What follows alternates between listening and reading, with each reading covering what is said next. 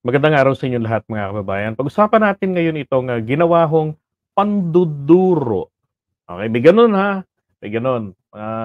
Mga pulmorons, nilagyan ko ng gano'n, okey? Yung ginawang, panduduro o pambubully ni VP Sara. Imagine ha, yung mga akusasyon niya po kay PBBM, eh, sabi niya walang malasakit, walang kakayanan, at nandaya kaya nanalo sa halalan. 'Di ba? Kahapon 'yan, oh, paano niya po sinabi yan, 'di ba? Naglabas siya ng, 2 pages ba, 3 pages na naman. Nag-reading na naman. Oh, ngayon eto sabi rito ha, sa card ng, ginawa ng SMNI News Channel. Ito lang ang pakinabang ng bayan sa SMNI. Ang Pilipinas ay pinamumunuan dapat ng mga taong may malasakit at kakayanan para itaguyod ang malinis na pamahalaan at pag-unlad ng bayan. Yan. Yan naman po talaga, deserve po ng mga Pilipino yan. Deserve po nating lahat yan na tayo po ay pangunahan, 'di ba, ng mga taong may malasakit, may kakayanan, oh, para po itaguyod ang malinis na pamahalaan at siyempre pagka gano'n uunlad ang bayan. May tanong nga ako agad rito, eh, bakit natapos yung 6 years, hindi po tayo umunlad, bakit kaya, 'di ba? Ngayon ito ho yung banat niya na, so yung pambubuli niya kay PBBM. Subalit ang Pilipinas ngayon ay pinamumunuan ng mga taong walang katapatan sa trabahong sinumpaan. Kaya ang tanging nananaig sa atin ay takot para sa kinabukasan ng ating mga anak, 'di ba? So nagdi-dwell pa rin siya doon sa security ng bahay. Hindi, alam niyo ho kung bakit ito bumabanat na ng ganito. Ito po kasi ay indication ng pagiging desperado na po ng kampon ng kadiliman, okey? Ah, bakit ko naman ho nasabing ito ho ay, indication ng, pagiging, desperado na ng kampo nila. Kasi unang-una, napakahirap po para si Sara Duterte ang ipronta nila. Alam niyo kung bakit? Ah, bukod ho sa bobo, naalala niyo yung, yung Itok-Itok tsaka yung mga ibang videos, 'di ba? Ang hina ng comprehension. Bobo talaga kaya nga mapagdududahan mo, paanong naging abogada? Isipin mo ito yung popronta, tapos itok-itok yung level ng pag-iisip, putragis na yan. Dapat ang pampronta ninyo talagang astig, talagang magaling, 'di ba? O kayang magsalita ng maayos. Eh, wala na ho silang maihaharap, eh. Hindi umubra ang bunganga ni Duterte at pagmumura. Laos na ang Duterte magic. 'Di ba? Wala ng Duterte magic. Maski sa halalan, wala talaga. Kasi kung totoo po 'yan, eh di sana, 'di ba, nanalo yung mga kandidato ng, PDP laban noong 2022. Oh, eh kung hindi pa si Robin Padilla sikat, kung hindi pa ito tinulungan din ng mga loyalista, pinagkatiwalaan, 'di ba? Dahil panay nga ang buntot sa Uniteam, pero si PBBM ayaw niya talaga. Si Sara lang ang nagpilit, eh, binitbit 'yan si Robin, oh, nanalo, nag-number 1 pa, 'di ba? Ngayon, etong, tawag dito, etong, tiradang ito ni Sara, bago 'yan, hindi ba't meron silang Morales, meron silang Maharlika. Maharlika ang kumikita talaga sa kanyang mga contents, 'di ba? Oh, pero ngayon, malaki na naman ang problema nito dahil dumadami yung mga kasong isinasampa laban sa kanya. Eh, kapagka natalo si Maharlika doon sa mga kaso na yun at yung grinant ng jury ang kanyang, ang petisyon kung magkano yung babayaran niya. At kung hindi niya kayang bayaran, yung future earnings niya, yung mga paghihirapan niya pa lang, eh, kokolektahin sa kanya yun. Oh, dun siya ngayon mamomroblema lalo ng malaki na para talo niya ng parang nakulong, 'di ba? Now, going back dito, ito po, wala na sila, hindi umuubra si Kati Buni, oh, si Makati, hindi umuubra, pinagtatawanan lang, 'di ba? Ngayon, ang kailangan na po nilang palitawin dito, yung sa tingin po nila na future president. Ito yung papalit na presidente kay PBBM. Dahil nga naman, wala na silang maibala. Duterte pinagtatawanan, yung mga kapatid ni Sara nagpupunta ng Maisog, pumunta nga ng Angeles, Pampanga, may mga dumalo pang Marcos supporters, 'di ba? Ang sumisigaw na nga Marcos, Marcos pa rin. Oh, yung kanilang venue, covered court na nga lang ng basketball court, hindi pa mapuno.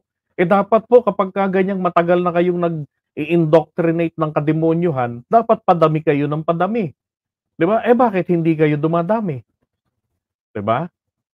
Ibig sabihin, hindi po kayo talaga effective. Ngayon, siya na ho yung pinalabas nila dahil po wala na silang choice.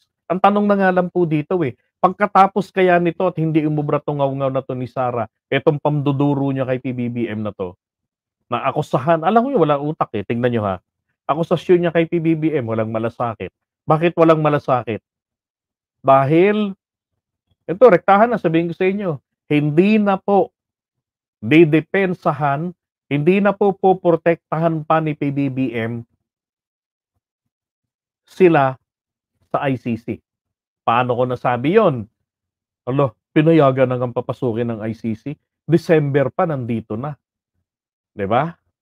Oh, baka nga ang Interpol meron na rin tao rito. Hindi na hinaharang, iba na ang tono ng presidente. Ang malasakit kasing hinahangad nila, proteksyon. Pero gusto nila maging buntot ang ulo ng ating bansa. Sila ang buntot. Ang mangunguna rito, gawin nilang dummy president si PBBM. Dahil nga po kasi itong mga taong ito, mga bangag. Kapag bangag po, ganyan ho, wala sa katinuan ng isip. Ang laman ng isip nila ay, kaya nanalo si PBBM ay dahil dinala nila. Wow, parang may solid. 'Di ba? Parang merong na tao sa ano talaga sa grassroots. Parang may mga loyalista. Alam niyo ito na lang, tingnan niyo 'to ha. Noon pong, June, close na natin 'to para nakakahiya naman dun sa mga sa mga kawawa naman. Kawawa naman. Eto, tingnan niyo ha. Philippine unemployment rate down to 3.1 in June. Walang trabaho po ang pinag-uusapan natin mga kababayan. So, ngayon ho, pagdating po ng June, sabi diyan, the Philippines unemployment rate falls to 3.1. Dati po itong 4.5% last year. Okay? Now, this translated to 1.62 million jobless Filipinos in June, lower than 2.11 million in the previous month and 2.33 million in June 2023. So malaki ho ang significance. Okay? Marami po tayong kababayan ang nagkaroon na ng hanap buhay. Wag niyo namang itanong na, bakit hindi tayo yumayaman? Pinag-usapan po natin hanap buhay. Trabaho po, pang-sustain sa pang-araw-araw.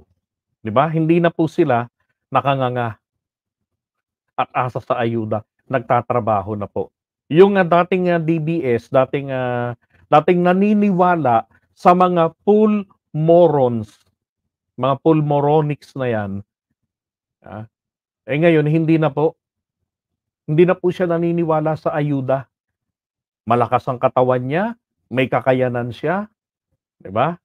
Dapat kasi po kapagka malakas lumamon, malakas ding maghanap buhay.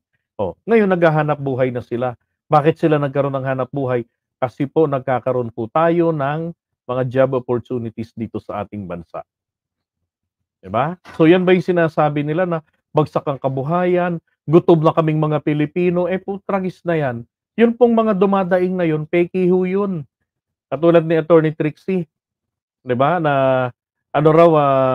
gutom na po kami, pagod hirap na po kami, Mr. President. Tapos siya nakakapagpa-makeup session. Tapos ang katutak pa yung mga laman nung yung mga yung damit niya, 'di ba? Mga kaplastikan.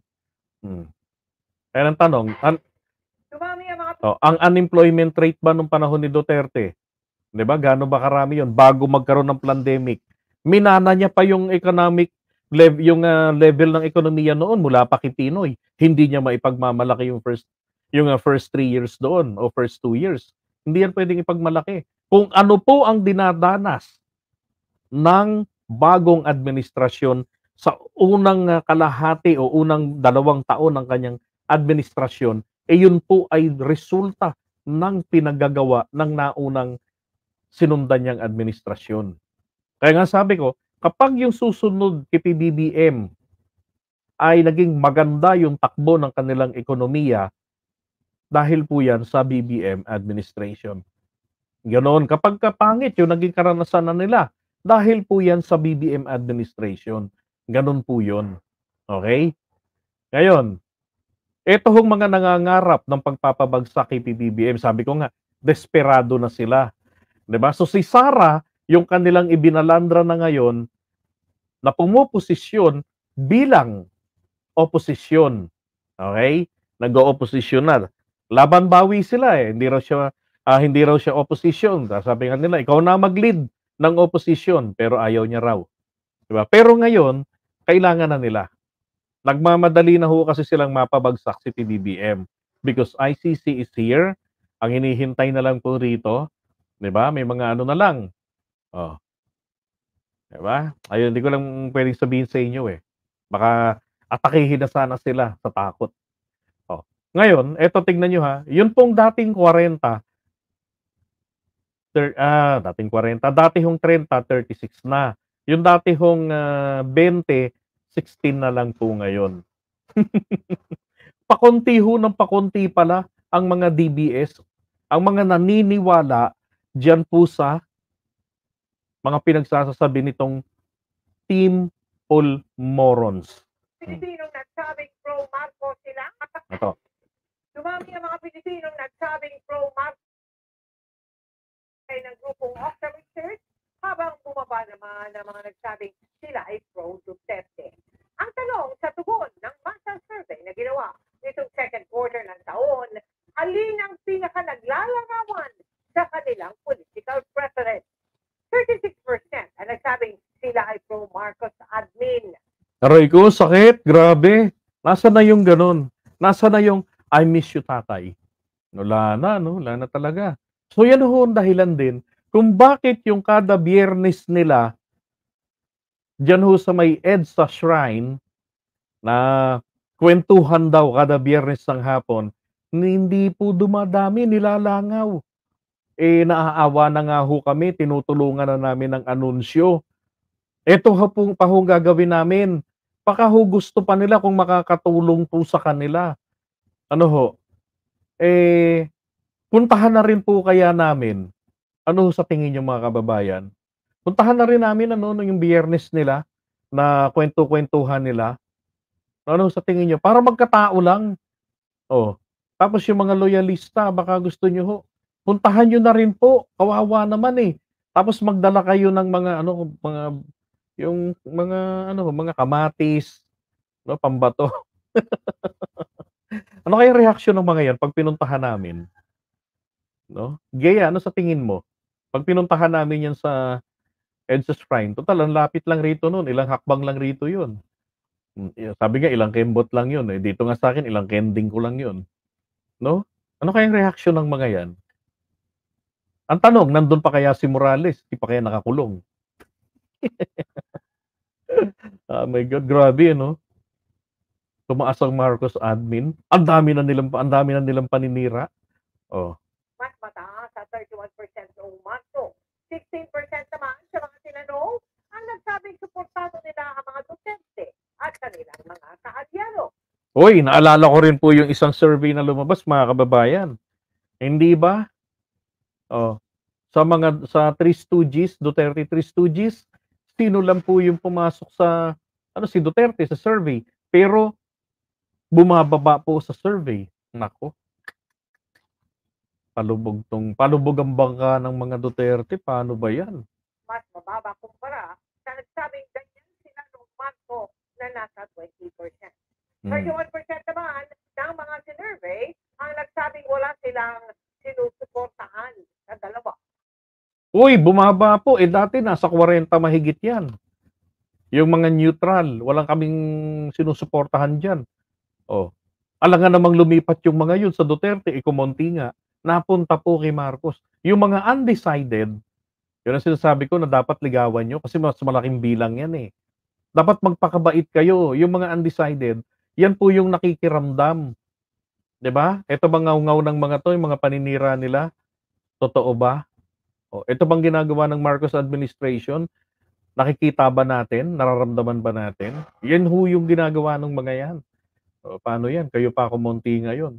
Next year 3% na lang kayo, paano ba yan? Hindi ko alam ko na ho rebuttal dito. Alam niyo yung Okta Research, yan po ay bayaran. Lagi naman gano'n 'pag di pabor bayaran, eh, 'di ba?